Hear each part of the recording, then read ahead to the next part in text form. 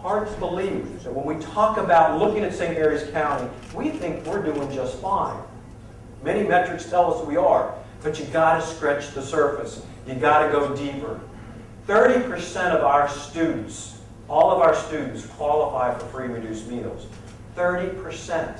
And if I were to disaggregate that data and break it down by schools, you would be surprised to say, well, I'm sure it's probably this school, or I'm sure it's probably that school. But schools that you would not think that would traditionally not have that high level of poverty are now moving up in the poverty index. And so my biggest concern is children of poverty come from such disadvantages in terms of education because the resources aren't there, that we have to continue to be defined by what we do for the very weakest among the weak.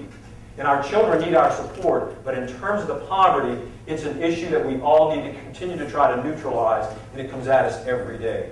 Let me continue. There's a nice graphic chart. 2005, our enrollment was about 16,500. Now we're 5, 6, 7 years later, 1,000 more students. That becomes a challenge for us. How to maintain, looking at the growth, building schools, overcrowded classrooms, on and on and on, and maintaining the overall integrity. You know our mission. We're so committed to that mission, knowing the learner, knowing the learning, expecting excellence in both, and that's expecting excellence in everybody. Define and punctuate your work with excellence every day. We accept no excuses. We don't go on the defense, and we educate all with rigor, relevance, respect, and positive relationships. We want to be nice people. We want to treat people with respect. That's how we expect our staff to interact, and we want our young people to do that too. So work hard, be nice every day. Work hard and treat people with respect.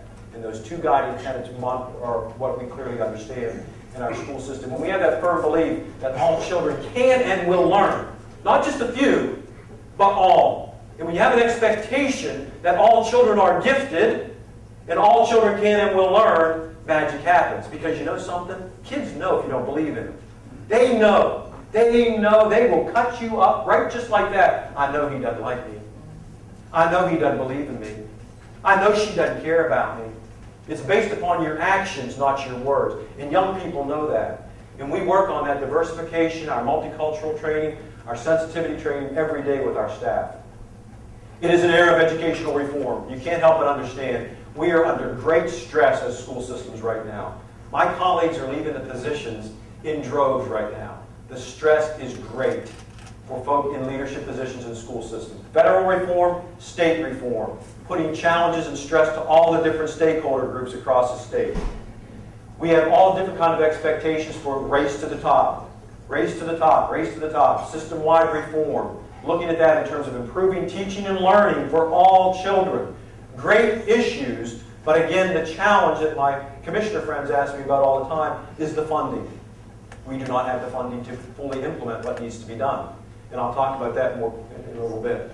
At the very heart of this is to ensure our mantra in St. Mary's County, to ensure that every child is college and career ready. When those children graduate from high school, it is not the ending line, it is the beginning line. It is the starting line. So college ready, if you want to go to college, you will be ready. But we also need to recognize a hard statement for everybody to sometimes understand, not all children are going to college. And we need to bolster up our programs, our career offerings. Mr. Theo Kramer is doing a fine job at the Core Center, building up those programs and recognizing that we have a great need for our trades. We are trying to resurrect our plumbing program. I'm going to talk a little bit further. Jim Baycott was here and some of the other partners. We now have a student-built home taking place down in Medley's Neck. Our students are leaving the Floor Center, going down and building the house. I went down and laid some block with them, and the daggone teacher gave me a C for my work. I digress. So recognize all the different things. You see our alignment chart. Everything we do is with intentionality. It is not random acts of improvement. It's with intentionality. I ask a constant question every day to folk over here, staff members, how is that improving instruction for children? What is that doing for mastery of content for children? How is that helping the learning process? We don't have time just to do things for the sake of doing them. Everything has a true sense of intentionality with a focus on increased student achievement. At the same time, being efficient with our resources, building great partnerships, understanding the aspect of safe and orderly environments, and building back forward all the expectations of the Board of Education and their goals. Continuing through, 25 schools, 2 centers. You all know that. We're growing. We opened Evergreen Elementary, but my goodness, thanks to the commissioners who are here, Commissioner Manning and Commissioner Raley, we're moving that forward to get us to have that elementary school, but now we need another one. And we're now moving forward with the second elementary school in the heart of Leonardtown, and that's scheduled to open in 2014, and we need another one after that. So I want to commend Bragg Clements for being extremely diligent and moving forward with the land and scouring out the lands necessary that we need for that, because it's a commodity in this particular town. We know that. Continuing through, let's just move through this real quick. Let your eyes go to that. Our grades for our students. I like to put everything in terms of letter grades.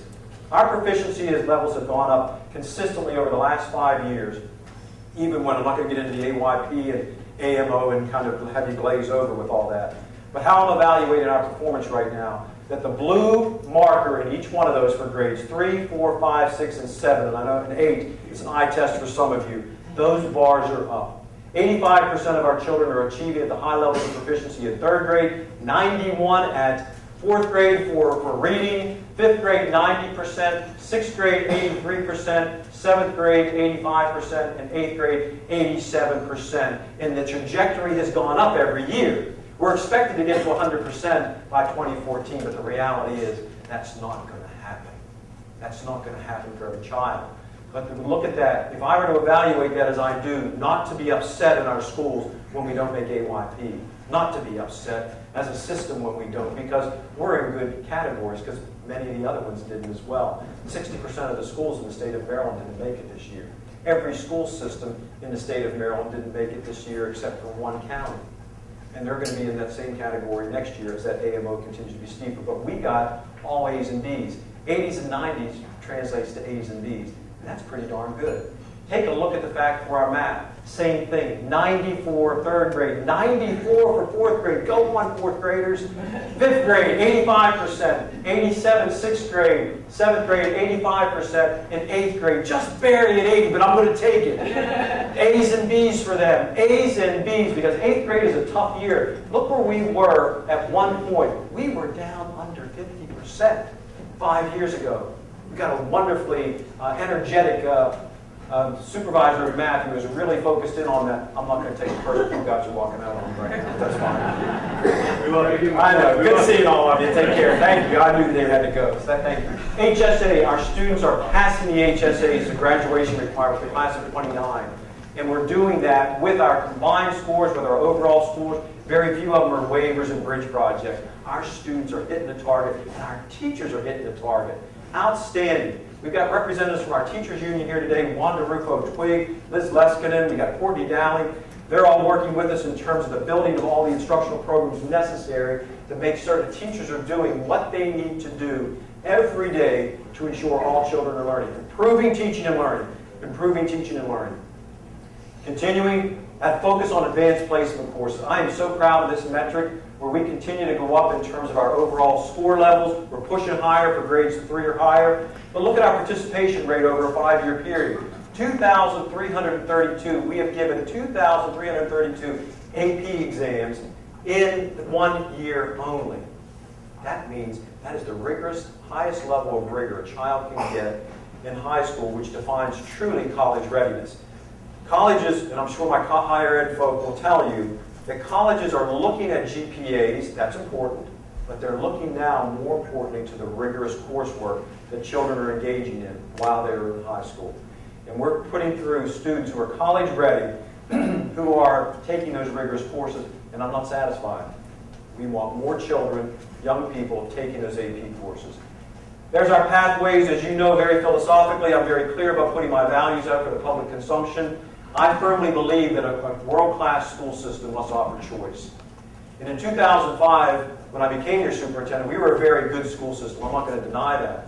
But we were a very, very school system that had our elementary, middle, and high schools. There was not a lot of choice. But in a 5-year, 6-year period of time, we have implemented STEM academies. We are offering choice for children who are highly gifted and highly able. We are offering an Academy of Global International Studies, children who want to see themselves in the future. The world is now flat. The book Thomas Friedman, The World is Flat. That beyond the bounds of St. Mary's County, Maryland, the United States, Our young people are going to be working with people in India and China. And I'm going to be showing a movie here in the next month to our new teachers. It's entitled 2 Million Minutes. It's an expose on 2 young people in the United States, 2 in China, and 2 in India. And the title is 2 Million Minutes. Well, that's the amount of time a child spends in high school. What will you do with your 2 million minutes is the premise. So we've got a finite period of time, and we've got to ramp it up so that these children can be competitive in a global international society. Academic and college and career readiness at the Force Center, bolstering our programs there even further. The National Academy of Finance, responding to the financial literacy piece, embedding that in our curriculum. And our Fairleigh Academy, which is near and dear to my heart, taking the individuals who have the ability, who we know are going to drop out of school, and we take them and identify them by their data and put them in an environment, smaller learning environments, more time on task in terms of instruction, and we're getting some tremendous results, which I'm about ready to tell you. But take a look at this. And I had an overriding goal that I told the board I wanted 10% of our children in choice programs.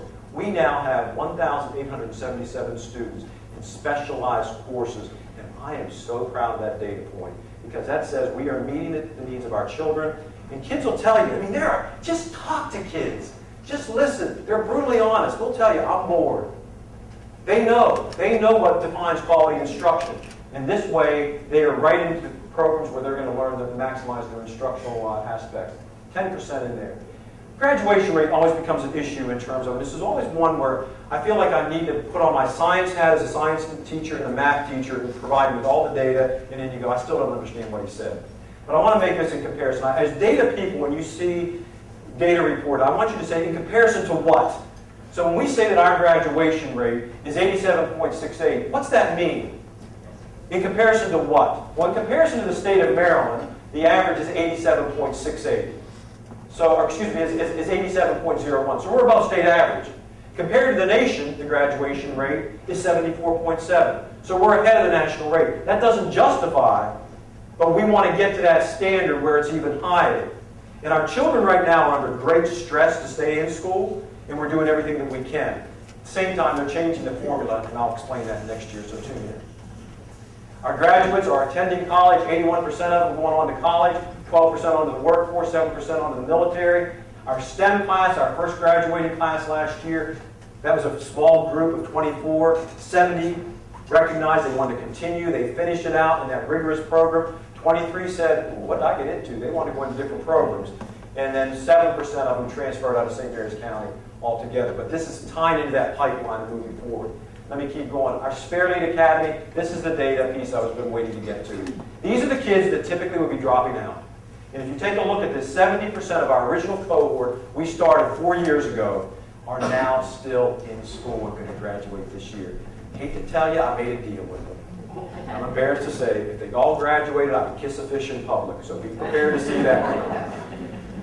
5% of them are still active, or withdrew from the program altogether. That's a statistic that we're not necessarily happy about. 15% of them transferred out of St. Mary's County, and now 10% are active juniors needing another year to get across the line. But look at that overall percentage when you think 41 active seniors, 6 active juniors, 9 transferred out of SMCPS we couldn't control, and only 3 dropped out. Only 3, they're still my babies. But think about all of these children were destined to fall out of school if they didn't have the support. We are so proud about that in efforts to expand.